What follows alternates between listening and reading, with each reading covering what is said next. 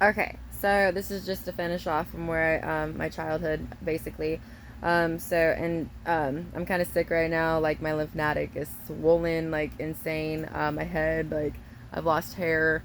Um, you know, just being messed with is really. I mean, I'll get more into it, but so my sinuses are full. Whatever. I'm still beautiful. I love myself. Um, not like ego way, but yeah.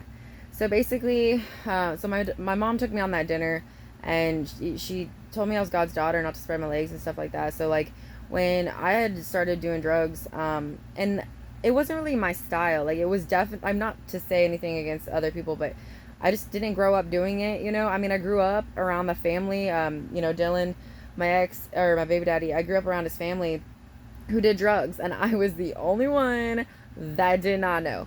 I was naive, okay? I was very naive.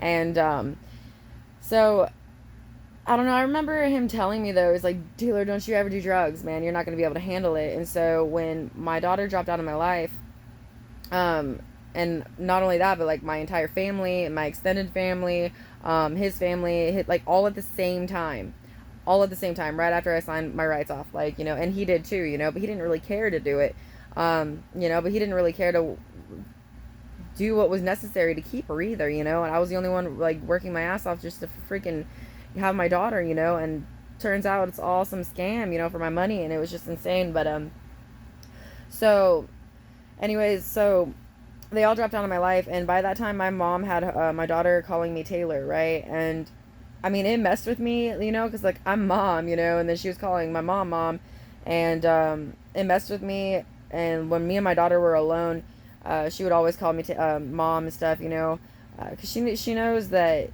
she just followed what my parents wanted her to do, and I don't know, it was just very confusing for her, um, and it wasn't really cool for my family to do though, like to.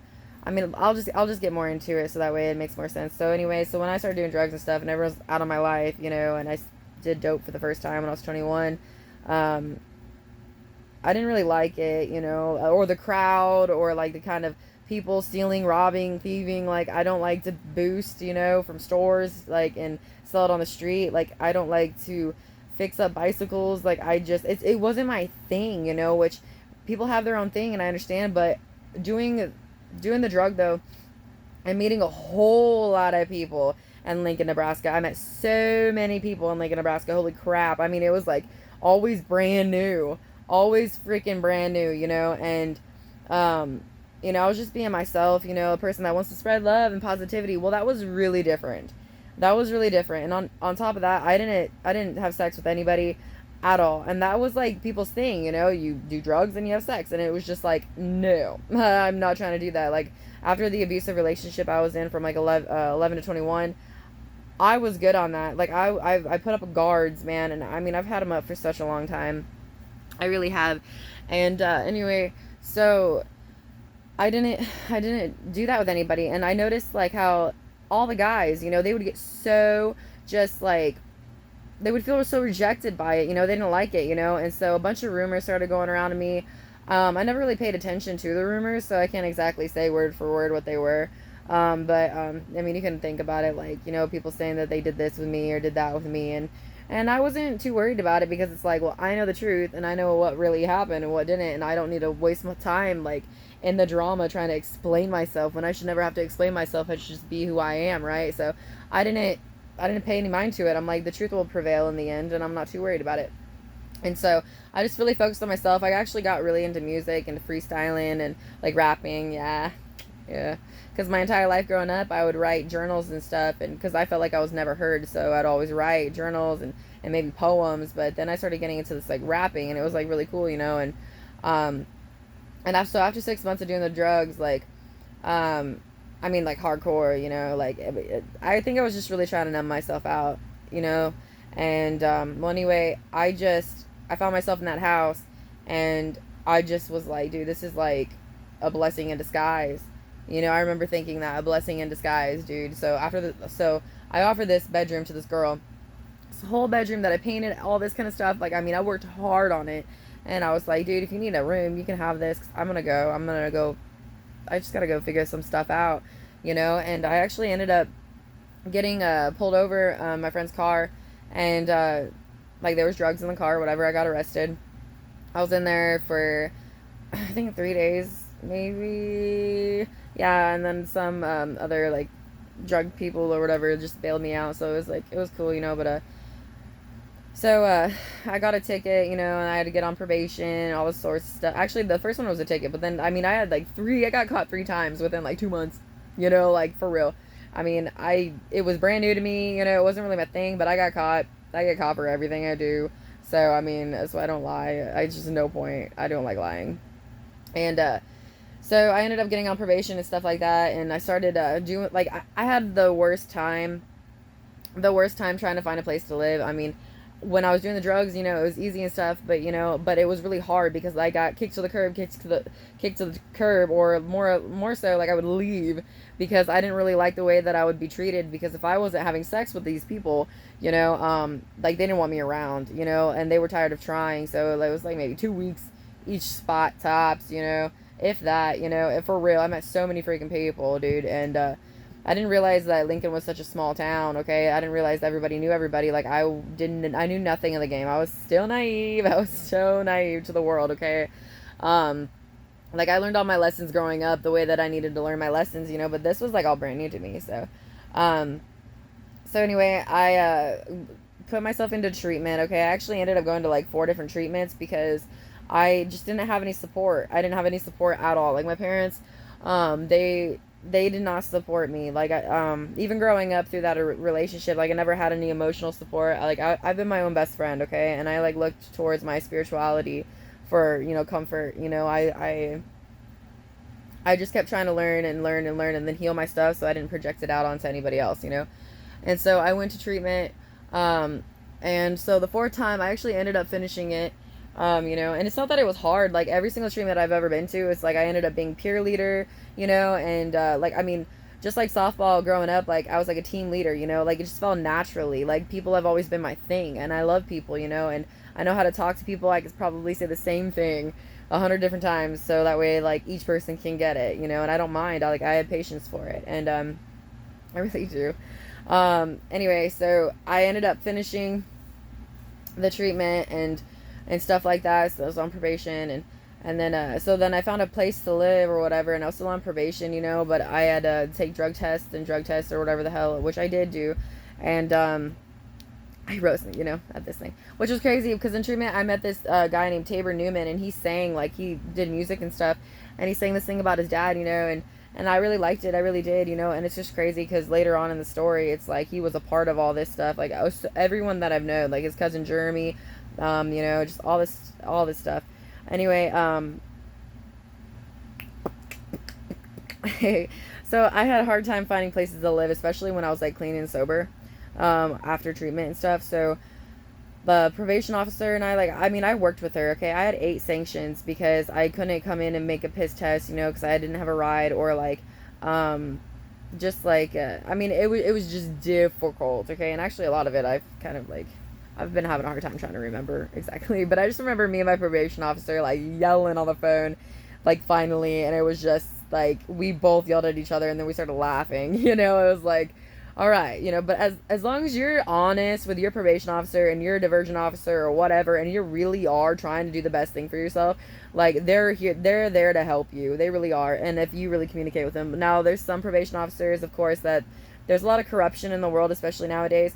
But I mean, I was grateful that she was trying to help me, and so I'm really thankful for that, but she ended up putting me in the Hanu house, which is for people that get out of prison in Lincoln, Nebraska. And so I was in the Hanu house, and I was there, and like the same thing. I was missing piss tests. I was doing this, whatever the hell. So she like kept giving me sanctions. I never went to jail on them. I think I had like 8 of them, but I kept honest with her the entire time. And well, anyway, she came and gave me a drug test there, and my mom actually had finally said that I could see my daughter. Because she didn't bring my daughter when I was in treatment at all. And it was really sad, because I really wanted to see my baby girl, and this is like, I didn't know about the money or nothing like that. My mom actually came in there, and we had a like counseling session, and I asked her straight up. I was like, why can't we work on this? Like, I really want to work on a relationship, and I just really needed your support. And she just sat there and just like stared at me, like she didn't even answer. And I mean, it was tough. That was the reason why. I mean, I'm not blaming her, but emotionally, like I just never had the support from anybody, and so when I was sitting there with the counselor and I asked her, and like she couldn't tell me um, why she couldn't support me, like it was really sad, dude. It was a very emotional time for me, and then there was nothing that really came out of it, like but anyway, so yeah. So she had finally let me, decided that I could see my daughter, she was going to come bring her. And well, the probation officer is like, well, you missed this, that. It's just like, no, you can't see her. I mean, it was like months. It was like months, dude, like 6 months, 7 months, dude. And I was just like, what? I mean, I'm emotional. I'm a mother. And like, I mean, my childhood alone, it was just, I mean, people mess up and do whatever the heck, but it's just like people don't really consider people or what they've been through and stuff like that. And so I was like, you know what? Face, I for real. And I got onto a train that somebody from the Hanu house, because I actually ended up staying at the Hanu house. Well, I got kicked out because I actually ended up relapsing after they said no. And I mean, I was so brokenhearted. I thought that I would never get to see her. I don't know, dude. Maybe that's an excuse, but I just didn't know how to handle my emotions. I just didn't, I just didn't know anything, up, down, whatever. Like, I've always been told that I was always doing something wrong, that I was wrong, that like I'm not doing something right, that I need to do this way, or I need to be quiet, I need to not speak, and it's just like, and so I just didn't know, and well, anyway, so I got kicked out of the Hanu house since I relapsed, and anyway, I snuck back in there to stay with somebody that I knew. I ended up getting caught. I get caught for everything, and so this guy paid for a train ticket. He's like, well, if you really want to go to Colorado, you can go to Colorado. I had family out there, extended family, like Victoria, Hayes, like, and dang, I can't remember their names. But it's like the Cunningham, like Regine Cunningham was my step grandma, and well, so I hit up, gosh, hold on, I gotta remember. Gosh, I'm having the hardest time remembering. But there's like Victoria Hayes actually lived out in Colorado, but my my step grandma Regine was out there, and then my cousin Ronnie, and like she was like younger at the time, and then there's like like some of my family was like Justine Johnson, Amanda Winter. William Winter, just like all these people that extended family, but they weren't in Colorado. But the people out in Colorado, there was, and my aunt's husband, I think it was like Justin or Jason. I think it was like Justin, pretty sure. But I went to go see him because he hit me up and he's like, hey, you can come out here. And so I just literally just took a train, and my grandma called me on the train and was like, don't come out here, don't come out here, we're having all these issues, all this stuff. And I'm like, what do you mean? So I ended up actually finding my way from Denver, Colorado to Colorado Springs. And when I got there, I saw him, and because my grandma had said something about like, well, I overheard Justin talking, said that he was gonna sell you. What? That's my family. Like, I don't understand. And so so I got there, whatever, and I ran into him, and I was at their apartment, and he was tweaking out, just tweaking bad, and there was stuff everywhere, man. And I'm just like, okay, this is not what I was trying to do, you know what I mean? It's just not my kind of thing. And he was just on one, and he wasn't really being family at all, like at all, and then my grandma showed up, then we ended up going to Victoria's, and then like, I mean, I met these people or whatever, but my grandma like had this younger guy, like was not, it was closer to my age than hers, but she used to be Christian, like really uptight Christian, in Melford, Nebraska, where a lot of my family's from. My parents were like, grew up there. And well, anyway, so this younger guy, like, she was like this cougar, like for real, like she was really into this guy, and this guy was looking at me, and like she started smoking weed too and everything. I was like, who is this woman? But I still love her, and well, she saw that this guy was looking at me, and she was like, oh heck no. So she's like, we got to take you back. And I'm like, okay. So I was just like, all right. So she drove all the way back from Colorado Springs to Denver and dropped me off at a crack hotel. Yeah, because I hit up this Jordan guy when I first got there, which is how I even ended up to getting to Colorado Springs and stuff, and so I went by this like motel that they were staying at, and so that's exactly where I went back, so I went back there, and She didn't even look in the rear view mirror. She didn't even look behind, man. She really didn't. She just drove off, and I was like, okay, whatever, you know. So then I kind of made it from there. And when I was in Colorado for that trip, it was a journey, dude. I met so many people. I actually got myself on Tinder, not to get into a relationship. I even put on there like strictly friends, and because during this time, like, I didn't have sex with anyone either, you know, and girls are able to do that, you know. And so nowadays it's really not like that, and it's like, that's really sad, dude, because people, like, I don't know, it's just sad. Not to judge, I'm not judging, but I just wish, you know, that people find their self-worth, sense of self-worth, you know, because it's like been really lost nowadays, like virtue and value. And you know, it's a beautiful thing to have, and it makes you feel fuller, you know. It definitely does. Well, so I met a bunch of people, you know, this closet gay guy and everything. I stayed with him for a month, you know, and then a month later it's like he's not closet gay anymore, you know, and he wants his boyfriend to move in. So I'm like, all right, next place. I mean, so many, every single suburb of like Colorado, I swear I've lived in. And for real, it was pretty crazy. And then in Thornton, Nebraska, I stayed with this at this apartment. I stayed with the apartment manager, and there was like 10 condominiums, if I'm saying it right. And well, I was staying in one, and I didn't realize that the Arabians at the gas station across the street, right? And there was this I'm saying right, like, you know it, right? But there was this restaurant, a part of it, the gas station. Okay, and there's this like water tower. Well, the Arabians, they really wanted to help me find a place to live. They're like, we can help you, we can help you. And I just felt like the vibe was off, right? So I was like, nah, man, I got it. I got it, you know. I got it. And not only that, but he really wanted to give me a job, you know. And I just really felt off about it. So I was like, nah. And then that's when I found the maintenance man over at the apartments and stuff.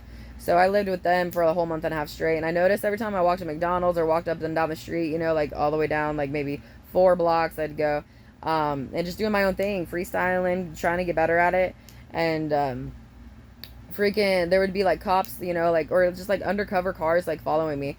And it was a drug condominium, so I figured, all right, well, they probably just watching the place, watching me. I had no idea that they were Arabians. Like, it was some like gang family or whatever the heck, like the gang stalking me. Like, that was the first time I was gang stalked. I had no idea. I had freaking no idea. I had no idea. Until a month and a half later, I was like, there's like apartment 3, and I thought that people across the hall were Mexicans. They were not Mexicans. They were Arabians. That's why they kept staring at me like during Thanksgiving and stuff. Like, I mean, they did not like me. I did not understand it. But I was out on the balcony, and the older woman came outside, and it was dark. The whole family get together was over at the store, the Arabian store, with this restaurant or whatever. And this girl comes out on the back balcony, and she looks at me. She's like, "What are you doing, little girl? Don't you know that they're gonna get you? Don't you know that they're gonna get," like, freaked me out, dude. I was like, what? You know. And I was like, what the heck, what, you know. And then the maintenance guy who I was staying with, he had like a big thing, big like case of little tiny trolls, you know, that like that little tiny movie, like Trolls, you know, like with all the spiky hair and different colors and stuff, just a bunch of them, like for doing different things. And then he had a picture on there one day taped to it, and this girl was like tied hands behind her back, and had something around her mouth. And he's like, don't you think that's funny? Like, she took a picture like that, you know. And I'm just like sitting there thinking, my intuition was just telling me, I'm like, there's no way that girl, I mean, she looked like she was freaking like in a position, you know, that she wanted to get out of, you know, with her eyes and stuff and everything. And everything in me was like, this is off. This is just off, you know. And so, like, the gang stalking thing and all that kind of stuff, people selling women and shit, like, that is so freaking real. And, like, FedEx and all that kind of stuff, like, are all in on it. But I'll get to it, you know. Like, my own story from Lincoln, not Colorado. But it was a close call in Colorado. And I did what no one else thought I was going to do. I called the cops. Oh, yeah. And so, like, these 2 girls came up there, and they just kind of looked at me like, what do you want us to do about it? Because I told them, and you want us to talk to the neighbor? I'm like, no, don't do that. I don't know. You're the cop, like, you know, but this is what I was told, you know. And so they left, and then I called the cops again. And by that time, these young Arabian, like younger, like, not older, like maybe 20 years old, 25, 3 of them like came up the stairs or whatever and went across this hallway from me where that old lady was. And I was just like, what the heck? You know, she really freaked me out, dude. She's like, you need to get out or put out, you know. And I'm just like, what is up with this sex thing? I don't get this. You know, I'm not gonna I don't have to, you know, my whole freaking life, man, people have treated me as if I have to, and then I got treated like shit if I didn't, you know. And so, I mean, I held my freaking ground, you know, and it's got me a lot of a lot of experience, you know, but it's cool. It's whatever. I'll make it work, you know. If there's a will, there's a way, tailor made every day, right? Well, so the cops came again, and they were standing there. They were kinder, you know, and they're I don't know what it's called, but their thing like rang off their pager or whatever, and there was a shooting. So then they took off at the door. I'm like, ah! So I put the couch back in front of the door, you know, and I was like, dang man, I called them back right away, and so. They had enough cops like going to it, so they came back, and then they gave me a ride out of there. But I was at the top floor, and I looked down at the gas station, and that Arabian, the guy that like seriously like wanted me to work there and like wanted to find me a place to live, locked eyes with me, dude, and it was like, like I mean, it was just so real. It was a quick moment, and then so the cops sped real fast and brought me to another apartment. Then it happened over there too, but it was like different. This lady had me go and stay at this vacant apartment. And she's like, "Oh yeah, you'll be all right, okay." And then I actually knew that, because I had already been over there. I mean, I went everywhere. I met a lot of people, you know, but the guy the maintenance person there, I knew his younger brother, and because that guy Dylan did not like me, but the younger one, I forgot his name. But I called him up and I had him come stay down in the apartment with me because I was like, I felt off about it. I just felt so off about it, and so we stayed there all night, you know, and then I got up, and so we left or whatever, whatnot, you know, and I tried to go back in to get my stuff, you know, and so I felt something, and it was just really freaky. I mean, it was just this gang stalking thing, but I didn't even realize what it really was because I was so naive, you know, but my intuition, like, literally, like, saved my ass, man, like, and so I went to go downstairs to go, right, because I had called the lady, and she's like, I don't know, just freaking out on me, like, did not, like, it's like she didn't even know me, you know, and she's like, well, that's freaking weird, right? So I went to go down the steps, and the door on the second floor started opening, and I was like, what the heck? You know, just the energy. I don't know. Like, I don't know how to explain it, man, but it's just if you could feel energy, you know, and, so I like shut the door, and so I tried to open it again and did it again. I'm like, okay, it's nothing, right? So for the third time, I just went and stepped down on the second step, you know, and that door on the second thing, like, flung open, and like, I was like, out of there, you know, so I went across the street, you know, where my other friend was staying. I met a lot of people. And so I was over there, and freaking, I called the cops for like a civil suit, man, to get my freaking stuff, you know, and as I'm sitting over there, that guy from that second floor that flung open the door walked across, and he was another Arabian, right? And he had like a thing tied around his top of his head, and he was like walking, and everyone, like, we were in this apartment, and they were all like talking, right? And they were like, you need to get a job, you know, like, it was all gang stalking stuff, you know, just to freak me out. And this happens to girls all the freaking time, and it's just really crazy how this freaking happens because it's so freaking organized, you know, from my experience in Lincoln, which I'll get to, but it's just crazy how this happens. But this was the first time, and I didn't even realize, I didn't even know what was going on, you know. And anyway, so the guy's like walking, right, and I'm looking, and like no one else is looking, and this guy looks back and smiles at me, and I'm like, I mean, it freaked me out. I was like, what the hell, you know, but this was all planned stuff. It's organized stuff, you know, so I was like, got up, and I left that place, you know, and got the cop to come, you know, and I got all my stuff, and so I was able to get my stuff, and then I met this other girl, whatever, she came and picked me up, you know, and I didn't even know what I was going to do, but I actually ended up hitting my friend Robert Thomas in Iowa, and he was friends with this Blake Thomas, you know, and I had been talking to Blake. I wanted to collaborate with music and stuff like that, because I was really getting in on it, you know, and anyway, so, and I met Robert Thomas in Lincoln, Nebraska, okay, and his other brother, RJ, was, like, some music producer and whatnot. I never even saw their studio, but,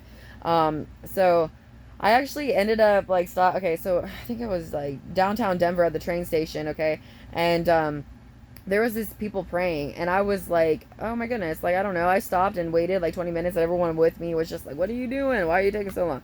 You know, and, so I waited and waited, whatever, until they were done. I walked up to him. I'm like, I just wanted to say, like, that's awesome that you just sat there and did that, you know, like, and you didn't even care what anyone else was thinking, you know. And they were like, oh, thank you. So I got their number. They ended up paying for a train ticket for me to get to Iowa. So that's how I got to Iowa. I just randomly started. I took off. I didn't not want to be in Colorado anymore. But I did meet a lot of people, and I saw a lot of stuff. Like, when I was downtown 16th Street Mall and by the library, like, that's when that's the moment in my life where I was like, I understand my purpose. You know, like, it's like when you light a match in a dark room and it lights up the whole room. You know, it's like the light, you know, the love, you know, like sparking hope again. And yeah, it's like that prayer when I was a little girl, you know, where I manifested it, and it just all really started beginning during that time. I mean, my whole life, but this was just a huge part of my life where I learned a lot, and especially musically, but just like with people. I met so many, like, that's been my life. People, people, people, people, people, right? And so, anyway, so I took off to Iowa, and then I met Blake, Robert's brother, and he actually got shot, died at a house party 3 weeks later. Yeah, like it was insane. I stayed at their uncle's house for 4 days, and then I got bit by a cockroach and shit. I was like, I gotta go, I gotta go, you know, because I mean, I was cleaning and stuff, and he just kept saying like, oh, I do clean, I do clean, and he just felt bad, you know, and it's just like, no, I'm just doing it because it's just like I like to be in a clean environment. I'm not trying to make you feel bad, you know. And so like he never said thank you or anything like that, and I was just like, you know what, whatever. I left my stuff. I went to the gas station. I was not even worried about it. I was already downloading another beat on my phone, and I knew, I had faith that like it was gonna be okay. And because I knew it was gonna be okay, like it was like a manifestation, dude. This older guy from this apartment right across the street from the gas station walked by with a cowboy hat, and he's like, howdy. I'm like, hi, howdy, you know. And he went inside, he came out, he's like, well, hi, do you want to smoke a cigarette? And I smoked a cigarette then, and he invited me to go to his apartment. And he was a really nice old man, you know. He was really nice. He wasn't all pervy and stuff. And I mean, he's been through a lot. He's a vet. He was a vet, you know, and which vets go through a lot, you know, they do. And so I went over there, and the next thing you know, I ended up with my own apartment, and I was a maintenance woman as well. So that's, I got my own place to live, and it was awesome. And I was working, and it was awesome. And so then Blake and I would go out and freestyle and stuff. And he was the first person I ever freestyled with, and it was cool. But he got shot and died at a house party 3 weeks later. And then when we went to the candle, I went to the candlelight, and all the people there, and he was black, and his family was black or whatever, which doesn't really matter. But I was just saying, like, describing. And so we were there, and no one really knew me yet. Like, he didn't really talk to anybody about me, and no one really knew me yet. And next thing you know, like, everyone's drunk, just freaking drunk. I mean, it was sad, you know, everyone was trashed, you know. And Robert was talking to me, and everyone thought that me and Robert were fighting. So then they came up, and it was like me against everybody. I'm not kidding. Like, so many girls like tried fighting me and stuff. They were fighting me, man. They were fighting me, dude. And so I would just take them to the ground the best that I could, you know. And I didn't hit nobody. The guys were actually trying to pull off the girls, and I was like, no, leave them alone. I was like, had their back, you know. And I actually like had to leave, and then I came back because I needed my hat and I needed my phone. And so I kept coming back, and it was a big another fight. And I came back, it was a big another fight. And so like that last time I came back, I found my hat. I still don't have the phone to this day, but I was 100 feet from the bonfire. I was like, hey, I got my hat. And they were like, this, you know, they were like, what the hell? And I just started walking away. I ended up calling my dad, and because since I ran from probation, you know, went to Colorado, Iowa, I went back to turn myself in, because I was just like, you know, I've had this, I want to get this over with. So my dad, that's the only reason why he came to pick me up, because he was going to take me to jail, you know. So I got to see my daughter that night, so that was awesome, you know. And every single time I see my daughter, me and her make so many videos, because we don't know when the next time we're going to see each other is, you know. And I just feel like that's really sad for her to even, I don't know. Anyway, so I went to jail, and I was there for like 4 days, and I actually wrote a judge a letter, and I straight up said this. I was like, man, I took off, dude. I learned so many more lessons in Colorado and Iowa than I would have here in the same town doing the same thing with the same people, you know. And I'm just, and I owned every little last thing that I did, you know. I really did. And so he let me out. He gave me 28 days house arrest. This is when COVID was really hitting, and so it was a perfect time to turn myself into jail. But, and so I hold on, I forgot. Oh, yeah. So, I wrote that letter, I got out, and so I had to find a place to do the 28 days house arrest, and I didn't even have to worry about probation, okay? And, well, I had a hard time finding it, so I, like, did it too extended. I extended it twice. I mean, I went to Omaha, you know, and tried to do it in Omaha. Nobody in there, like, Lincoln. I mean, I just had the worst time trying to find a spot, because, me staying with anybody has been a tough thing. I could not stay with anybody, dude. Like, either they wanted to have sex with me, or like, yeah, that's what it was, man, for real. And like, people, like, they've never really been able to just to be my friend. None of them. And I can honestly say that none of them have been able to be my friend. They'll sit there, they'll start treating me like crap, you know, and it's like sexual tension, and I'm like, dude, that is not my problem, you know. Like, I'm not here for you, you know. It's just like, a normal friendship would be cool, but like, I'm not mad. Like, the things have gone the way that they have for a reason. So my dad finally said, okay, well, come and we'll do it here and whatnot. And so I went there and I was excited because I thought it was going to be a chance for me and my mom to like connect and figure out some things out, and then I'd see my daughter. But the entire time I was there, like, the face was hurting like really bad, dude. Like, actually, it was like hurting for a whole like year, and no one freaking listened to me about it. They were like, "You're a hypochondriac." Like, my dad was like, "You're a hypochondriac, like, you're fine," you know what I mean? He's like, "You got 60 seconds to talk about it, then don't talk about it." My mom's like, "Go drink water," and they're like, "Go downstairs." So I basically spent the entire time downstairs, when I was at my parents' house, and I watched Supernatural, so yeah, that's cool. But and then my daughter, my mom like tried to keep her away from me. Like, it was actually pretty sad, man. Like, for real. And during that time, that's when my mom had them or my daughter calling me sister. So, um, and like it just changed. I was like, actually, at this point, I don't even care. As long as I get to see my daughter, then that's awesome. And so, uh, yeah. But it was awesome that I got to see her, and we made a bunch of videos again. And we actually tried to take pictures and videos, which my parents do not know about. Okay, but because she asked about her dad, and I didn't want to, like, for her not to know. I would never lie to her. So we took videos. We sent them to Clover and Dylan Witchman, her father, and nothing. I got nothing back from it. And so when my daughter asked me about it, I was like, I haven't gotten anything. And that just really sucked too, because I mean, she like they're Dylan's sister, Cheyenne Johnson. Well, she's got twins with like the Bubba Velder and like Velder family in Lincoln, Nebraska, which we're all a part of the gang stalk thing too, which I'll get to eventually. It's a long story. And like all their family's like native and stuff, or Velders or anyway. But Cheyenne Johnson, she's white. Like, she's got two boys, twin boys. That Alex, my daughter, like knew during our CPS cases and stuff like that when we had her. And like, so we took videos, and she straight up was like, I love you forever, like, never let me go. She'd say the same thing to me, because like and it's in a way, like, I feel like my daughter's has that feeling of abandonment, and probably still does, because of all this injustice that's gone on, and that sucks, and it's really hard because I love my daughter, and I never wanted her to feel that, and so and so many parents out there and their children, and just a bunch of stuff that happens. Our babies are everything to us, and she didn't deserve that. She hasn't deserved any of this stuff, and well, anyway, so he never got back to me or anything, and I actually sent him to Clover, not even him. Like, I sent him to Clover because I didn't know if there was gonna be some jealous thing going on. But no, we didn't get nothing back, and then hold on.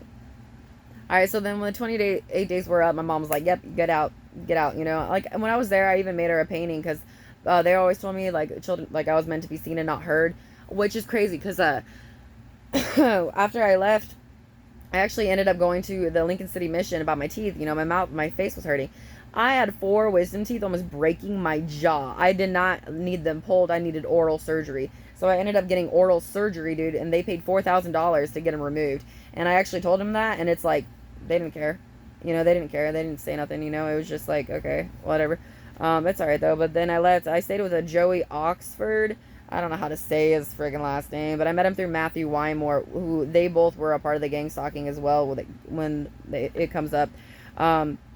So I went to his house or whatever, and this is after this, like, PTSD of Colorado, and I actually told him about it, this gang stalking thing that happened. I mean, it really affected me, and I mean, I've healed from it though now, and so, like, I healed from it. You gotta feel that stuff through and know the difference between reality and what people are messing with you with, because a lot of people are just messing with people, and it's illegal as hell, and it's not cool. But so I stayed there, and next thing you know, it's like, he's in the bathroom, like, jacking off. I mean, yeah, whatever. But and I was staying with him in his brother's house in Lincoln, Nebraska, and like there was just more gang stalking shit going on around me, and he made me feel as if, like, I'm not saying like he made me feel, but they were like literally doing this on purpose, as if like I was gonna be sold or something was going on. It's just like he was a part of all the crap, the gang stalking later on too. So like now when I look back at it, it's like they were starting to do it then, I mean, they've been trying to start to do this stuff, but I kept moving like different places. I was like, fuck this. Excuse my language. And so anyway, it freaked me out, and I left, right? And I called the cops. I did. I was like, well, I'm not doing this again. I'm not doing this again. And so the cops got me or whatever, and And then I called my dad. My dad's like, okay, the only way that I'm gonna come and get you, okay, is if you go to this York program, which is at their mission there. And it's a year program. It's like a religion program, no phone, no nothing, can't see nobody for a whole year. But they'll get you a house at the end of it. Like, that's what they said that I needed to do for my life. I needed to do that for my life. And so I was like, yeah, sure, whatever, because I just wanted to get out of there. And figured I'd talk to my dad, and I had my stimulus check. And so we were driving to York from Lincoln.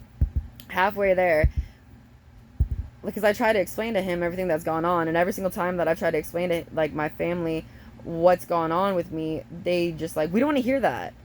We don't want to hear that stuff, And it's like, okay, so we were going, and I remember him saying, "You make me wish I was dead,"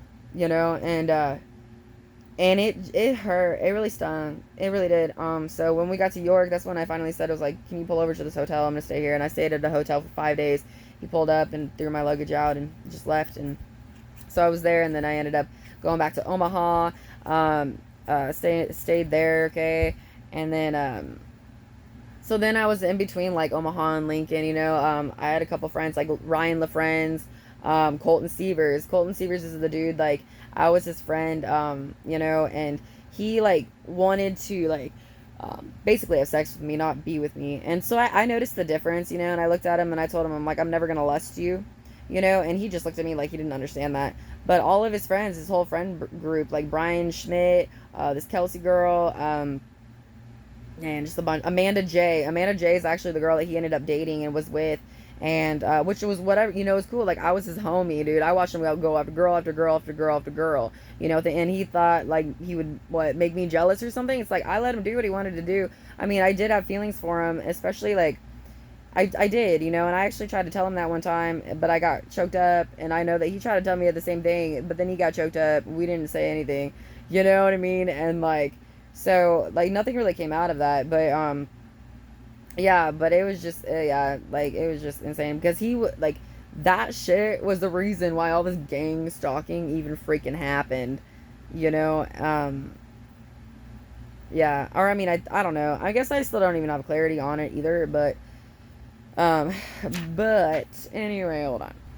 Anyway, so yeah, I mean, I hung out in their friend group, but I'm like all the people, like I mean, I met everybody in Lincoln. I feel like not everybody, but just so many people, especially in the game there and then Omaha, and just like their whole little.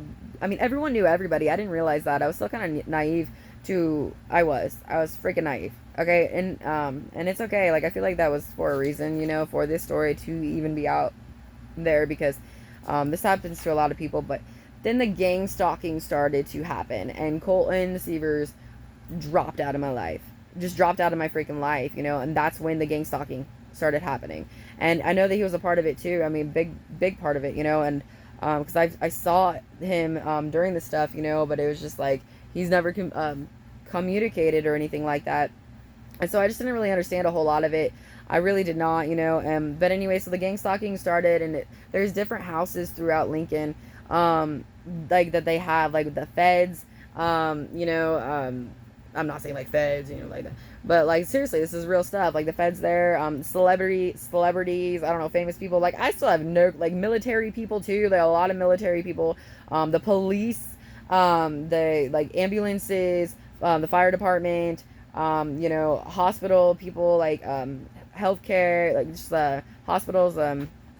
Just hold on, I got a list, okay? Like, for real, like company vans, like construction crews, the road workers, people that wear that lime green vest and stuff. They were all in on this. Lincoln, Nebraska. Okay, the whole freaking community. The gas station lady. Okay, like, I mean, so many freaking people, man. So there was like school buses with no kids on there. There's a post office men or mailmen. I can't even say it, dude. Just like stalking, just FedEx, Amazon Prime, UPS, like party buses. Okay, yeah. So politicians were all a part of it too. Okay, fire trucks, like. I mean, just the whole community, and like all these people that are supposed to be like some role models, right, to look up to. the whole freaking thing, which is crazy, man. Then there's certain houses that I met this Lyle Hinton there, right? And he talked to me about like one percenters, okay? He actually talked to me about COVID, how COVID actually started, and the government actually did that on purpose. And I know that they're gonna get caught up in court, that like that's inevitable.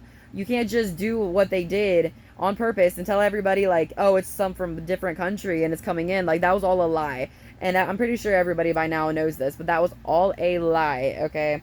um I'm gonna start it off in a different one. Okay.